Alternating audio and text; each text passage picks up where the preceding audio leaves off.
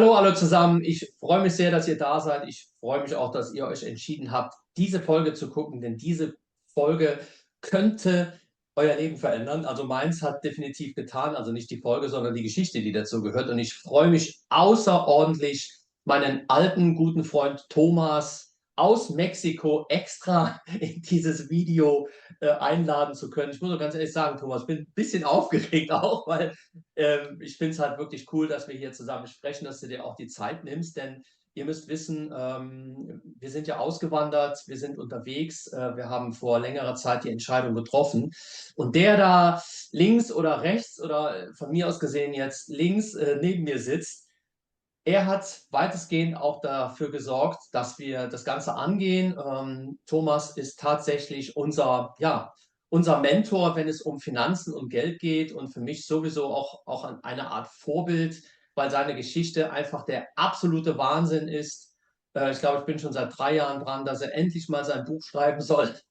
Und, aber da arbeiten wir noch dran. Ja, es geht heute tatsächlich darum, Thema Auswandern. Also wir und ich vor allen Dingen werde auch aufgrund meiner Social-Media-Tätigkeiten nahezu täglich kontaktiert. Es kommen Glückwünsche, es kommen ja, Gratulationen, es kommen sehr viele Fragen zum Thema, wie ist es als Familie auszuwandern, wie ist dieses Gefühl, was braucht man dafür, wie seid ihr das angegangen. Aber einer der häufigsten, wirklich häufigsten Fragen lautet immer wieder, wie sieht es mit dem Geld aus? Habt ihr keine Angst, irgendwo mal äh, am Strand oder unter der Brücke zu landen? Also da sind die wildesten Ängste sind dabei und auch Ängste ist auch ein Thema. Ich glaube, das ist auch ein Lieblingsthema vom Thomas, was so alte deutsche Denke ist, Glaubenssätze und all diese Dinge und generell von Angst gesteuert. Da haben wir von Anfang an gesagt, nein, da lassen wir uns nicht von leiten. Wir wollen mit Mut und Zuversicht nach vorne gehen. Wir haben ja auch noch einen Sohn, der ist dabei. Ja, Thomas, und Finanzen, das war echt so ein Thema. Wir haben uns unglaublich viel damit beschäftigt und heute wäre echt mal prima, wenn wir mal den Leuten einfach mal sagen, dass es vielleicht gar nicht so schlimm ist, worauf man dann trotzdem achten sollte. Und bevor ich jetzt hier weiter einen Podcast plaudere, Thomas, vielleicht noch mal ganz kurz zu dir. Wie hat denn dein Start im Ausland überhaupt begonnen? Ja, hallo Dirk und hallo große weite Welt da draußen. Ja, erstmal vielen Dank, dass du mich hierzu eingeladen hast. Und Gerne. ich bin mindestens genauso nervös wie du, weil du weißt, wie oft ich sowas hier mache. Ja, zu mir, wie das alles bei mir angefangen hat. Bei mir war es erstmal jobbedingt, ne? Also ich war ja Pilot in Deutschland bei einer der großen Airlines, gibt ja fast nur noch eine große. Und ich habe dann natürlich auch relativ spät angefangen und bin dann irgendwann, hatte ich dann auch ja von Deutschland die Schnauze voll und von der ganzen Mentalität und bin dann aufgrund des Jobs nach Dubai umgesiedelt. Da hatte ich zwar einen relativ nahtlosen Übergang finanziell vom Gehalt zu Gehalt, aber dennoch war das, also ich hatte auch Angst, ne, weil ich war auch schon ja, Ende 30, 38, 39, als ich das gemacht habe.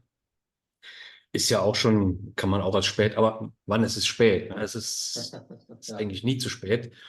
Nur je länger man es hinauszögert, desto schwieriger wird es natürlich mental. Ne? Also Angst hatte ich am Anfang auch, aber ja, Respekt ist gut, aber Angst, ja, sollte man ausräumen. Ne? ja, Und man muss natürlich einen Plan haben. Ne? Man kann jetzt nicht da blind einfach sagen, okay, ich gehe jetzt nach Malle, ne? Mit 2000 € in der Tasche. Ne? Das geht natürlich höchstwahrscheinlich in die Hose. Wie gesagt, bei mir war das halt jobbedingt. Ich bin von einem Job quasi in den anderen, war dann 5 Jahre in Dubai, bin da geflogen. Trotzdem war das war schon ziemlich krass. Ne? Das war ja eine komplett andere Kultur und weißt du, Schulenglisch. Ne? Also das war ja für mich schon alleine. Und dann das Pilotenenglisch, was man in Europa da hat, das ist natürlich auch ja. kein Englisch. Ne? Sind halt vorgegebene Phraseologien und dann auf einmal sitzt du da buchstäblich in der Wüste und musst dann dein ganzes Leben umkrempeln, Mhm. neues Leben anfangen und das alles auf Englisch. Und das Mhm. natürlich alles mit Leuten aus 200 verschiedenen Nationen oder 194 verschiedenen Nationen, was auch immer. Ja, und dann noch ein Jobtraining, komplett neuen Job rein. Also das war auch schon ziemlich krass. Und ich muss sagen, als ich das gemacht habe, äh, war ich natürlich auch, man könnte es eigentlich so sehen, so am Bankrott, am privaten finanziellen Bankrott. Ne? okay. Aber trotzdem losgezogen. Ja, trotzdem losgezogen. Ne? Also wie gesagt, die Sicherheit von Die einem war weg. Gehalt zum nächsten war ja Ja. da, aber trotzdem ticken ja die Uhren da auch ein bisschen anders. Mhm. Ne? Das ist so eher Hire-and-Fire-Mentalität. Wenn du es nicht bringst, bist du raus. Mhm. Ja, ja, klar. Ne? Dann hast du 3 Monate Zeit, deine Sachen zu packen und dann kriegst du noch ein Ticket nach Hause zu fliegen und das war's dann. Ja. Ne? Vielleicht Also das, vielleicht ja. bleiben ein bisschen aus dem Nähkästchen oder so. Also man hat vielleicht so, es gibt ja schon den Mythos oder das Gerücht irgendwie, dass Piloten wirklich viel Geld verdienen. Magst du das mal aufräumen oder magst du das mal irgendwie, weil die Frage ist ja, du bist mit einem Job losgezogen, der hat dir schon eine gewisse Sicherheit gegeben, aber war der Job dann finanziell so sicher? Das ist immer alles relativ, weil ja, der Job als Pilot ist schon, sagen wir mal, in den angestellten Verhältnissen, die es gibt, wahrscheinlich einer der höchstbezahltesten, nicht der höchstbezahlteste wahrscheinlich, aber schon in der ziemlich oberen Kategorie. Man muss aber auch bedenken, und was mir ja auch am Ende passiert ist, dass man mit einem Bein immer im Aus steht. Ja, Okay. wenn wie in meinem Fall jetzt die Augen zu schlecht werden, dann sagt ja irgendwann der Flugmediziner, und du machst ja jährlich dann eine Untersuchung, so, mein Lieber, deine Augen sind nicht mehr gut genug. Jetzt müssen wir was überlegen. Und dann kann das relativ zügig Schluss sein. Ne? Und dann stehst Mhm. du halt vor einem finanziellen Dilemma. Mhm. Okay. Wie das auch bei mir war, dann kannst du heute von heute auf morgen deinen Job nicht mehr ausüben. Mhm. Okay, verstanden. Von daher ist, Wie wurde denn der Pilot Thomas Daus, auch Global Daus genannt? Finde ich immer noch genial. Wie wurde denn aus dem Global Daus ein, ich nenne dich wirklich mal Financial Mentor? wie lange haben wir Zeit? Also, die, Kurzversion, Kurzversion. okay, Kurzversion. Lass mich versuchen, eine Kurzversion zustande zu bringen. Also, ich hatte ja schon immer irgendwie so den Drang nach mehr. Ne? Und so war das auch hier in Dubai. Und ich saß dann irgendwann im Cockpit und sagte mir, ja, das kann auch nicht das Ende der Fahnenstange sein. Und ich sagte eins, der Job und vor allem da unten mit Hire-and-Fire-Mentalität ist schon, es ist nicht so glamourös, wie die Leute das immer denken. Ne? Mhm. Also es ist schon richtig auspowernd und auslaugend. Und irgendwann dachte ich mir, nee, das hier kann nicht das Ende der Fahnenstange sein. Ich muss dazu sagen, ich hatte immer schon irgendwie einen Plan B, auch über Network Marketing, Affiliate Marketing. Da fing ich eigentlich relativ früh schon an, Nebeneinkommen aufzubauen, ne? Mhm. Mehr oder minder erfolgreich. Und als wir dann in Dubai waren, meine Frau, die war natürlich auch da sehr affin dazu und hatte auch immer so einen Plan B. Und dann hat mir immer schon irgendwie nebenbei so einen Plan B aufgebaut. Und dann irgendwann war ich dann im Cockpit auf einem 14-Stunden-Flug von Dubai nach Melbourne in Australien und war natürlich im Network Marketing und fing dann natürlich an, über gewisse Produkte mit meinem Kollegen da zu sprechen im anderen Sitz. Und dann fing der auch an, ja, du, ich bin auch schon überlegen, mir ist das auch alles langsam zu viel und ich mache auch schon meinen Plan B. Ich habe da auch was. Und dann hat er einen Trading-Kurs auf CD gehabt. Ich habe Ja. da noch auf CDs. Und er hat, ja, wenn du willst, dann kannst du den immer über Nacht anhören im Hotel. Ich sag, ja, mache ich. Und dann habe ich zu ihm gesagt, ja, gib mir alle CDs. Und dann hat er das gemacht und dann begann da quasi ich sag mal, meine Finanzkarriere mit Mhm. Trading in Aktien und Optionen. Mhm. Und das war dann 2010 und seitdem immer weiterentwickelt. Ne? Mhm. Also, Okay. Ja. Du hast mir ganz viel erzählt, du hast uns von vielem berichtet, du hast mir auch viele Tools genannt, du hast mir, weil, also das ist das, was ich bei dir immer bewundert habe. Also ich sehe dich da wirklich absolut als Übermensch, weil du nicht nur Zeit und wirklich Brain da reingesteckt hast, du hast auch finanziell sehr viel in dein Finanzwissen investiert auch. Das fand ich wirklich hochspannend. Du hast uns lange Zeit sensibilisiert. Also ich kann jetzt nur von mir sprechen. Ich war den Großteil meines Lebens der typische, ja, nicht nur Gehaltsempfänger, ich war auch selbstständig, habe mir dann auch selber ein Gehalt ausgezahlt und ich war so der typische Mensch, du arbeitest, um Geld zu verdienen, um es auszugeben. So, da war gar nicht dieses Bewusstsein. Wir haben sehr viel über Mindset gesprochen, auch im Vorgespräch zu diesem Video hier. Da hast du ja auch Zahlen genannt, wie viel Mindset, wie viel Wissen man haben sollte. Denn mir ist es wichtig, auch heute klar zu machen, man braucht nicht so viel Zeit wie Thomas und so viel Geld zu investieren, um dieses Wissen zu erlangen. Wie bei so vielen Dingen sollte man einfach nur jemanden kennen, der es weiß, jemanden, dem man auch vertrauen kann. Wir wissen auch, dass in der Finanzwelt, egal ob das jetzt Trading, Aktien, Krypto und wie auch immer, es gibt überall schwarze Schafe. Alles, was groß, gigantisch und erfolgreich sein kann, bringt eben auch Dunkles mit.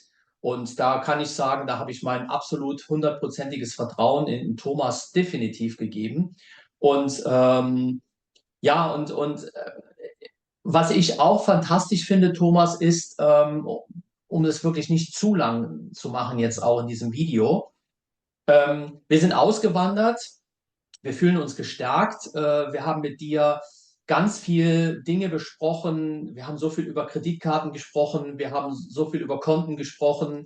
Du hast auch unserem Junior schon angefixt, der mit 13 auch schon so langsam umdenkt, also langsam, sehr früh meiner Meinung nach schon umdenkt, dank dir, weil du auch irgendwie auch sein Financial Mentor bist, dass auch der Junior versteht, okay, ich habe Geburtstag, habe eine nette dreistellige Summe von allen zusammengekriegt, von Mama, Papa, Oma, Tante und ja, jetzt könnte er losziehen, haut im Mediamarkt und im nächsten Sneaker-Shop alles auf den Kopf, er freut sich ein paar Wochen an den Dingen, dann liegt alles rum und das war's. Und da hast du auch da für ein Bewusstsein gesorgt oder so. Ne? Du hast auch mal zu ihm gesagt, pass mal auf, wenn du jetzt 200 € mal hast aus dem Geburtstag heraus, ist es ein Unterschied, ob du 200 € ausgibst oder ob du sagst, pass auf, ich nehme mir nur 80 € raus und lass 120 € arbeiten, bis die wieder die 200 € mal ausmachen. Und also du hast da wirklich einen super, super Weg gefunden, nicht nur bei uns Erwachsenen, sondern auch bei den Kindern.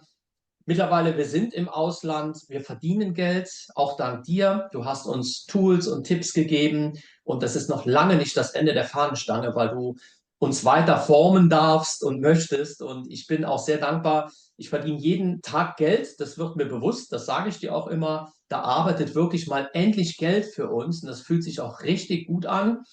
Deine Prämisse ist immer, investiere nur so viel Geld, was nicht wehtut, wenn es weg ist, ne? Weil auch du versuchst sehr viel. Du hast auch Lehrgeld bezahlt, sehr viel sogar. Natürlich, Und ja.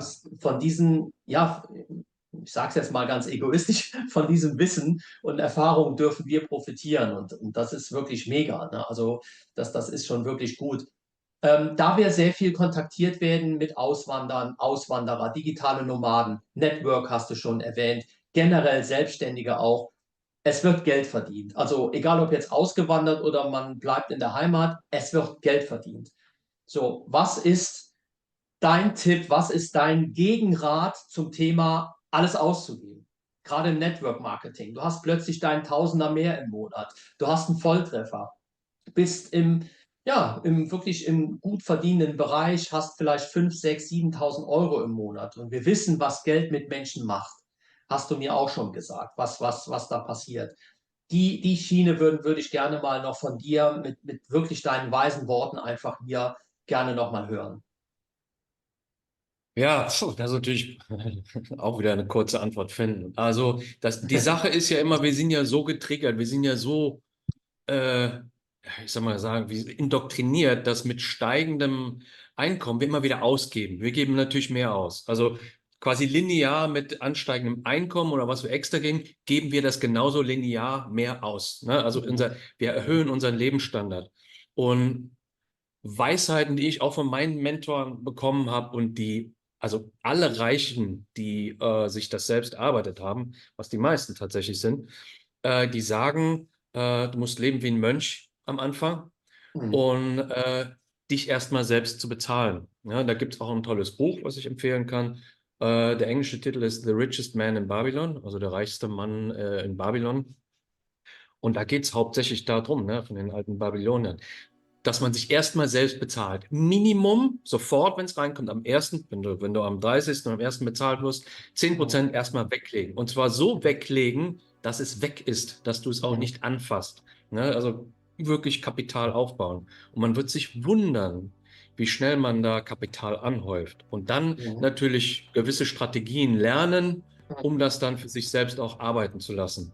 Mhm. Okay. Und alles, was man extra so dazu bekommt, ne, Bonus hier, Bonus da, also diese Extras, 50% davon auch wieder weglegen.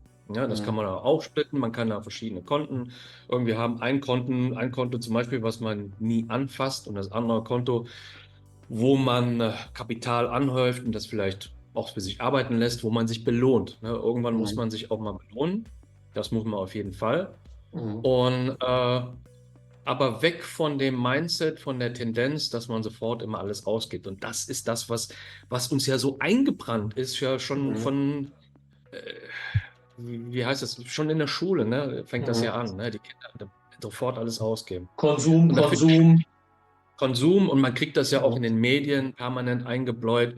Mhm. Und da kann ich nur sagen, der rote Knopf ist immer der beste, ne? Einmal Mhm. drücken, dann Auf jeden gehst du Fall, raus. ja. Ja, genau. Ja. Oft ist es natürlich auch ein Thema, ja, mithalten zu können, sich vergleichen mit anderen, das möchte ich auch. Dann, wenn Sozialer natürlich Druck, auch, das war, genau, wenn die ersten finanzielle Erfolge auch kommen, dann, ja, dann wird es auch oft sehr symbolträchtig. Man möchte es zeigen, die Kleidung ändert sich, der Schmuck, die Uhr ändert sich. genau. Ja, das Auto, plötzlich das Gefährt verändert sich und huch, dann kommt noch ein Haus dazu. Man kennt diese ganze Geschichte ja auch. Mein Haus, mein Boot, mein Pferd. Und das ist eine Sache, die wollen wir auch für uns. Also das haben wir, da sind wir schon in dieser Richtung auch. Wir wollen unseren Sohn dahin bringen. Und wenn jetzt jemand sagt, Mensch, der Thomas ist mir wirklich sympathisch, wenn jemand mit dir Kontakt aufnimmt, kannst du Ratschläge geben? Was kannst du jemandem sagen, wenn es vielleicht auch komplex wird? Viele haben ja immer noch Bedenken. Die hören Aktien, die hören Trading, die hören Kryptowährung. Wir haben uns in letzter Zeit so viel mit Krypto beschäftigt. Auch da bin ich unfassbar dankbar für.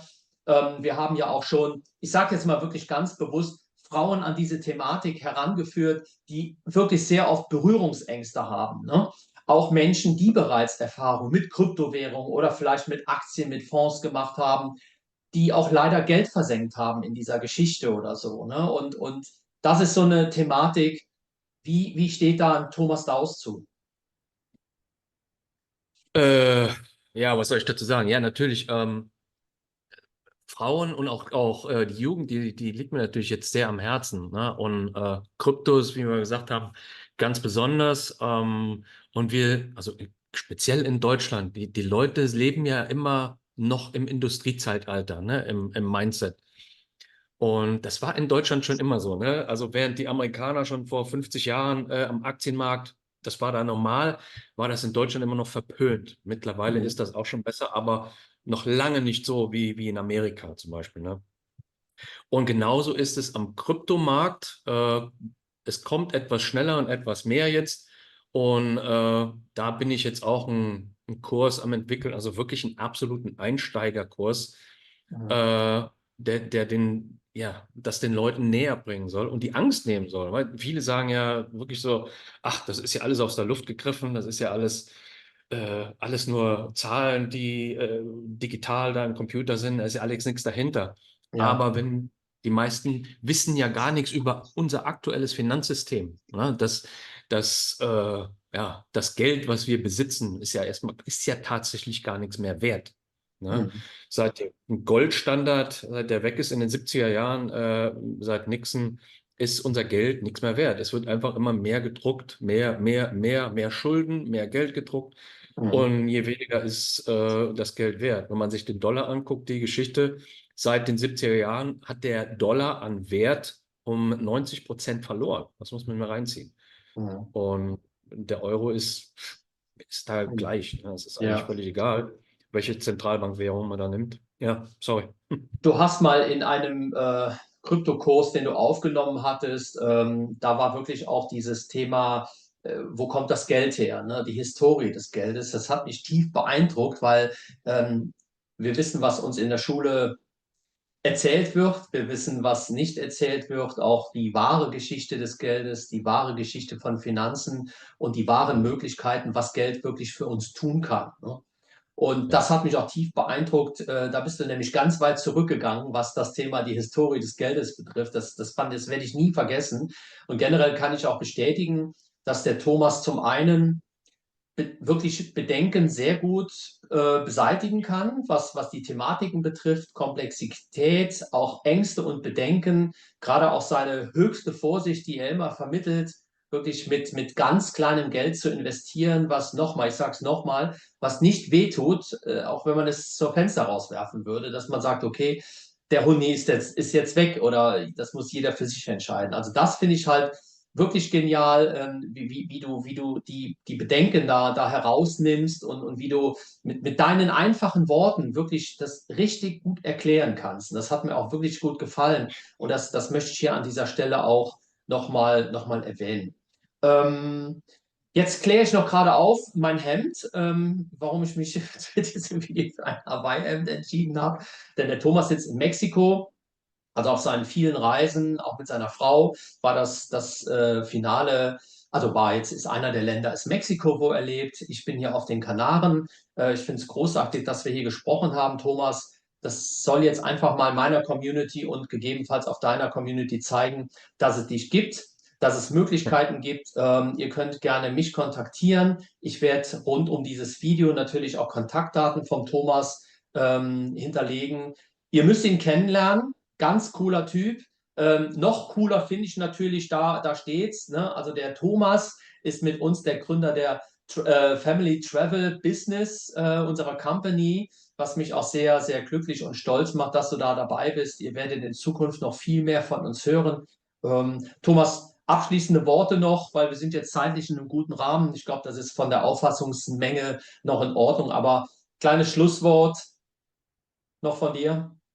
Was habe ich eben noch? Da hatte ich noch irgendwas am Herzen. Ach so, ja. Du hattest angesprochen, man soll immer nur so viel investieren, wie man auch. Man muss hier nochmal unterscheiden, ganz kurz, zwischen Trading und Investing. Also Mhm. investieren ist für mich, oder Investing ist für mich Langzeit, ja. Also da muss man echt mal unterscheiden. In Werte, wie zum Beispiel Aktien. Natürlich muss man so ein bisschen Hintergrundwissen sich aneignen, wann und wie und welche Aktien kaufe ich. Aber da habe ich auch gute Connections. Und als abschließendes Wort, alles fängt hier oben an. Ne? Alles ist Mindset. Und wie mein Mentor immer wieder sagt, das Trading und Investing, und das überträgt sich im Übrigen auf alles. Ja, es ist 90% Mindset, 10% How to und 100% Discipline, um das mal für die Ja. nicht so bewandt sind im Englischen. Also 90% Mindset, die Einstellung, die gedankliche Mhm. Einstellung dazu. Mhm.